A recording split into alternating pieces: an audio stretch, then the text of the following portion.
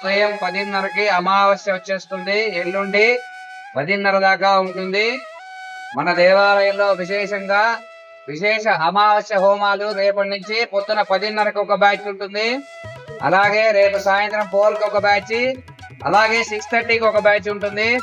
అలాగే ఎల్లుండి ఉదయం 6 గంటలకి వారాహి, ప్రత్యంగిర, అలాగే శనభేశ్వరుడు ముగ్గురికి కూడా మూల విరాట్లకి మనకి విశేష అభిషేకం ఉంటుంది. అభిషేకానంతరం అలంకరణ, అమ్మవారికి అర్చనలు, కుంకుమార్చన పూజలు ఉంటాయి.